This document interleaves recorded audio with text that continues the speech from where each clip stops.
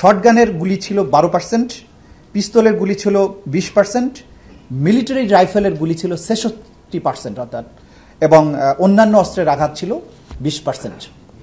এই অস্ত্রের ব্যবহার এবং আহত নিহতদের এই পরিসংখ্যান থেকে বোঝা যায় যে একটা পুরো রাষ্ট্রযন্ত্র একটা জনগোষ্ঠীকে ওয়াইড স্প্রেড এবং সিস্টেম্যাটিক পদ্ধতিতে তাদের উপরে ঝাঁপিয়ে পড়েছিল তাদেরকে নিশ্চিহ্ন করার জন্য। জাতিসংঘের আহ্বানে আছে যে যাদের বিরুদ্ধে প্রাথমিক তথ্য প্রমাণ পাওয়া গিয়েছে তাদেরকে চাকরি থেকে সাময়িক বরখাস্ত করা উচিত, সাসপেন্ড করা উচিত, এটা তারা বলেছেন। এটা আমাদের আইনেও আছে।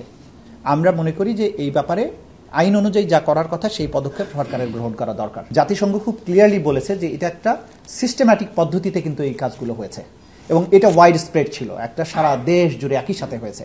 সুতরাং এটা মানবতা বিরোধী অপরাধ হওয়ার জন্য এটা একটা শর্ত।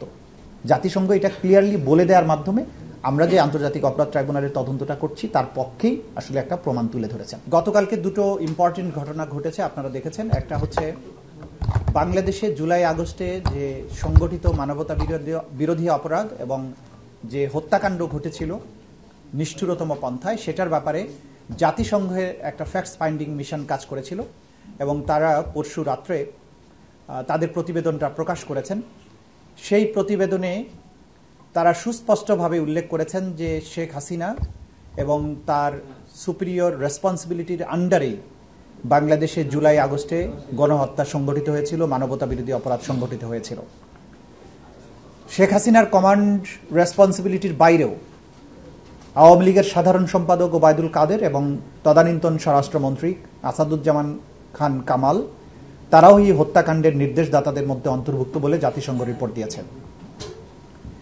জাতিসংঘের রিপোর্টে যে সমস্ত বিষয় উল্লেখযোগ্যভাবে বলা হয়েছে সেগুলোর মধ্যে একটা হচ্ছে যে তারা বলেছেন 1400-র মতো মানুষ নিহত হয়েছেন, আহত হয়েছেন 14,000-এর কাছাকাছি মানুষ। এই হত্যাকাণ্ডের রাষ্ট্রীয় বাহিনীগুলো, গোয়েন্দা সংস্থা, বিভিন্ন সামরিক, আধা সামরিক এবং পুলিশ বাহিনী এই হত্যাকাণ্ডে অংশ নিয়েছে, সেটা তারা উল্লেখ করেছেন। তারা আরও উল্লেখ করেছেন যে এই হত্যাকাণ্ড চালানোর সময় বিশেষ করে নারী এবং শিশুদেরকে টার্গেট করে হত্যা করা হয়েছে।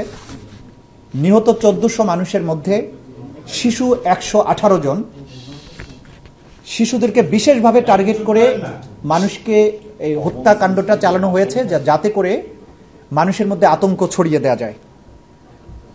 জাতিসংঘ তার প্রতিবেদন আরও উল্লেখ করেছে যে যারা আহত হয়েছিলেন তাদেরকে চিকিৎসা সেবা নিতে বাধা দেওয়া হয়েছে, অ্যাম্বুলেন্স আটকানো হয়েছে, হাসপাতালের বেড থেকে গ্রেপ্তার করা হয়েছে, চিকিৎসা না দিতে বাধ্য করা হয়েছে, মৃত্যুর কারণকে ভুলভাবে উপস্থাপন করা হয়েছে, গোয়েন্দা নজরদারি করার মাধ্যমে ছাত্র নেতৃবৃন্দকে গ্রেপ্তার করা হয়েছে, তাদেরকে তুলে নেওয়া হয়েছে সিস্টেম্যাটিক পদ্ধতিতে, সেগুলো তারা উল্লেখ করেছেন। এই যে জাতিসংঘ রিপোর্টটা প্রকাশ করলেন, তারা যে সমস্ত কথা উল্লেখ করেছেন তার সাথে আমরা আমাদের আন্তর্জাতিক অপরাধ ট্রাইব্যুনালের তদন্ত সংস্থা যে তদন্তটা করছেন সেই তদন্তে আমরা যে সমস্ত তথ্য প্রমাণ আদি পাচ্ছি, জাতিসংঘের অধীনে সংগঠিত যে তদন্ত এবং আমাদের তদন্তের মধ্যে আসলে মৌলিক কোনো পার্থক্য নেই। তারা আমাদের এই তদন্ত সংস্থার কাছে যে প্রাপ্ত অভিযোগ এবং আমরা যে প্রাপ্ত তথ্য সেটার সাথে হুবহু তাদের এই রিপোর্টের মিল রয়েছে।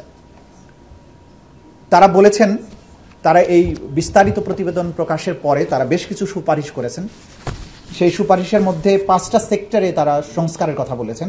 একটা হচ্ছে বিচার বিভাগের ব্যাপারে তাদের সুনির্দিষ্ট প্রস্তাবনা আছে, পুলিশ এবং সিকিউরিটি সেক্টরের ব্যাপারে প্রস্তাবনা দিয়েছেন, সিভিক স্পেসের ব্যাপারে তারা নাগরিক অধিকারের ব্যাপারে প্রস্তাবনা দিয়েছেন, পলিটিক্যাল সিস্টেমের সংস্কারের কথা বলেছেন, ইকোনমিক গভর্নেন্সের কথা বলেছেন। তা আমাদের সাথে রিলেটেড যেহেতু বিচার ব্যবস্থা, সেই সংক্রান্ত ব্যাপারে জাতিসংঘে যেগুলো বলেছেন, তারা যেটা বলেছেন যেহেতু সরকারের প্রধানের কমান্ড রেসপন্সিবিলিটিতে এই ঘটনাগুলো ঘটেছে এবং রাষ্ট্রীয় বাহিনীগুলো এটার সাথে সম্পৃক্ত ছিল, যে সমস্ত অফিসাররা এই ঘটনার সাথে জড়িত ছিল বলে প্রাথমিক তথ্য প্রমাণে পাওয়া যাবে, জাতিসংঘ সুপারিশ করেছে প্রত্যেককে সাসপেন্ড করার জন্য, ফেয়ার এবং ইম্পার্শিয়াল ট্রায়াল যাতে হতে পারে।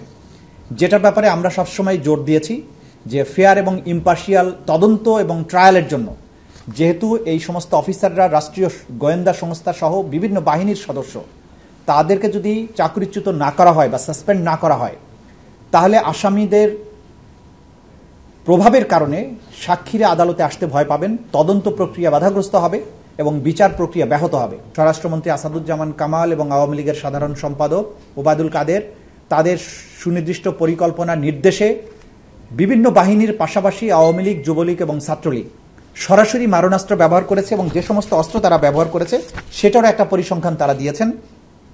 শটগানের গুলি ছিল 12%, পিস্তলের গুলি ছিল 20%, মিলিটারি রাইফেলের গুলি ছিল 66% অর্থাৎ, এবং অন্যান্য অস্ত্রের আঘাত ছিল 20%। এই অস্ত্রের ব্যবহার এবং আহত নিহতদের এই পরিসংখ্যান থেকে বোঝা যায় যে একটা পুরো রাষ্ট্রযন্ত্র একটা জনগোষ্ঠীকে ওয়াইড স্প্রেড এবং সিস্টেম্যাটিক পদ্ধতিতে তাদের উপরে ঝাঁপিয়ে পড়েছিল তাদেরকে নিশ্চিহ্ন করার জন্য। এইটা মানবতা বিরোধী অপরাধের পক্ষে একটা সুস্পষ্ট এবং অসম্ভব জোরালো একটা প্রমাণ। এই প্রমাণটি আন্তর্জাতিক অপরাধ ট্রাইব্যুনালের তদন্ত সংস্থার মাধ্যমে একটা এভিডেন্স হিসেবে ট্রাইব্যুনালে আসবে এবং যেহেতু জাতিসংঘ এটি বিশ্বের সবচাইতে বড় এবং সর্বজন গ্রহণযোগ্য একটা সংস্থা, তাদের এই রিপোর্টটা সম্পূর্ণ ইম্পার্শিয়াল, কোনো দলের দ্বারা প্রভাবিত হয়ে হয়নি।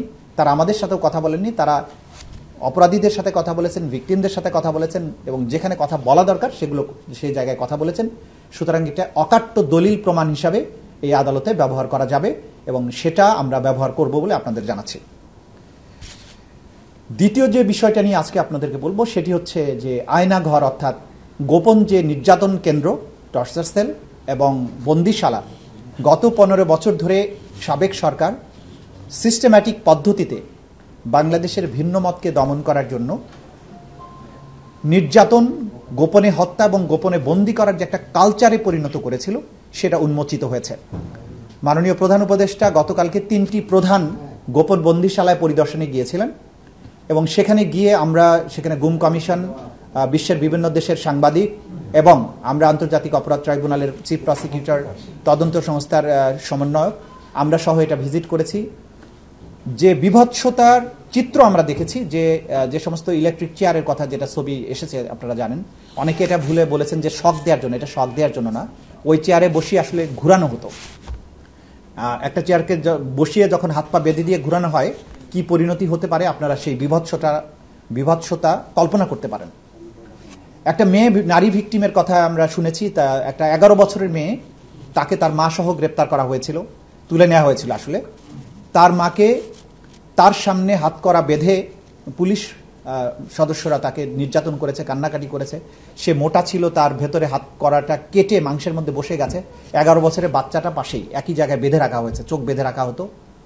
বাথরুম করতে গেছে, হাত করা খুলে দেয়নি মহিলা, তার মেয়ে 11 বছরের মেয়ে তখন তাকে সাহায্য করেছে, তার হাত করাটা খুলে দিয়েছে।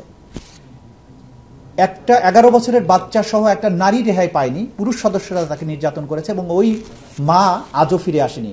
আমরা ধারণা করছি যে তাকে হয়তো হত্যা করে তার লাশ কোথাও ভাসিয়ে দেওয়া হয়েছে। সেই মেয়েটা কিন্তু আইডেন্টিফাই করেছে কোন জায়গায়, কোন কর্নারে তাকে রাখা হয়েছিল, কিভাবে তাকে নির্যাতন করা হয়েছে দেখিয়েছেন। 3টি ডিটেনশন সেন্টারে বন্দিরা যারা ছিলেন তাদের মধ্যে উল্লেখযোগ্য 2জন বা 3জন করে বন্দিরা গিয়েছিলেন। তারা আইডেন্টিফাই করেছেন কোন জায়গায় তাকে বেঁধে রাখা হতো, কোন বাথরুমে তাকে নেওয়া হয়েছে, কি কি যন্ত্রের সাথে তাকে টর্চার করা হয়েছে। আমরা যেটা দেখেছি যে এই টর্চার কেন্দ্রের ব্যাপক আলামত বিনষ্ট করা হয়েছে। নির্যাতনের জন্য যেখানে তাকে আটকে রাখা হতো, ঝুলানো হতো, সেগুলো ভেঙে ফেলা হয়েছে। অনেক আলামত আমরা জব্দ করেছি। ইলেকট্রিক শক দেওয়ার ব্যবস্থা ছিল, চোখ বেঁধে রাখা হতো, 3 feet by 3 feet, 2 feet by 3 feet cell, সেগুলো প্রধান উপদেষ্টা দেখেছেন, তিনি নিজে ঢুকেছেন সেগুলোর ভেতরে। অর্থাৎ একটা মানুষকে পৈশাচিক পদ্ধতিতে কত নির্মমভাবে নির্যাতন করা যায়, এই বন্দিশালাগুলো ভিজিট না করলে একজন মানুষের পক্ষে বিশ্বাস করাটাই কঠিন ছিল। আমরা যেটা বারবার বলেছি যে এই নির্যাতন কেন্দ্রগুলো ছিল এবং যারা এর সাথে সম্পৃক্ত তাদেরকেই কিন্তু আমরা গ্রেপ্তারের জন্য বা এই বিচারের জন্য মুখোমুখি করতে চাই। এই দুটো তথ্যের পাশাপাশি আমরা যেটা বলবো যে অনেক কর্নার থেকে নানান ধরনের আর্গুমেন্ট করার চেষ্টা করা হচ্ছে যে বিভিন্ন আইন শৃঙ্খলা রক্ষাকারী বাহিনী, নিরাপত্তা বাহিনীর বিচার কি তাদের নিজস্ব আইনে করা যায় কিনা।